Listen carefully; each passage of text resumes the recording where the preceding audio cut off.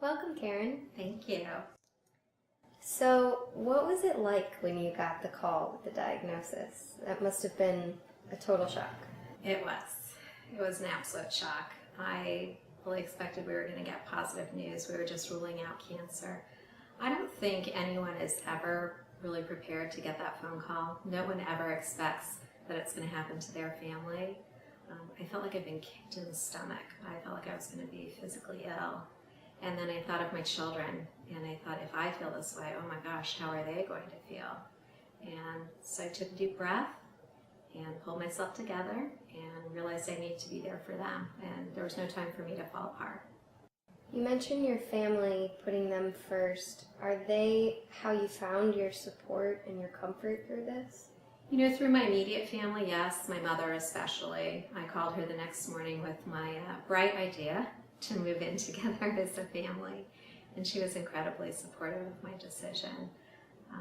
Then I reached out to palliative and hospice care almost immediately because I needed to understand what we were going to be up against, and they helped create some milestones for us so that we would understand as he got sicker what sort of things we would be in for, what we'd have to deal with. And of course I had a group of neighbors and friends and extended family that reached out immediately. They were just as shocked as we were with the news, offering any kind of help that they could provide.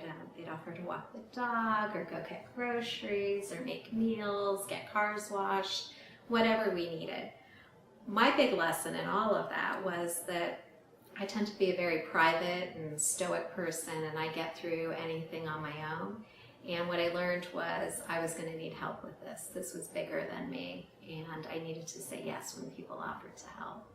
And then, of course, my spiritualness, connecting to God, connecting to the universe, and just learning to trust that whatever happened to us as a family was what was meant to be, and I just needed to trust the experience.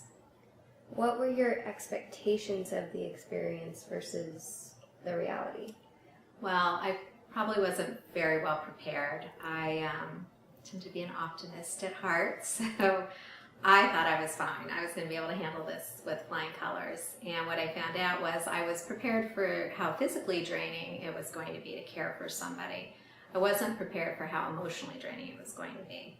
We'd been divorced for 6 years, so I really was emotionally disconnected from him, and I think he was from me. And so I thought that was going to make me a wonderful caregiver. And what I found out was I still was emotionally connected in a different way. And I was really surprised at how drained I felt every day emotionally. Were you fearful, or did you ever have doubts? Yeah, absolutely. I mean, how can't you? I mean, it's just such a horrible thing to have happen to any family. And I think anyone that's gone through this has had fear and doubts. I mean, I probably had fear every day. I woke up every morning afraid of what the end was going to look like for us. Hospice had prepared us that it was going to be pretty ugly and not a pleasant experience. And I woke up every morning afraid, was today the day?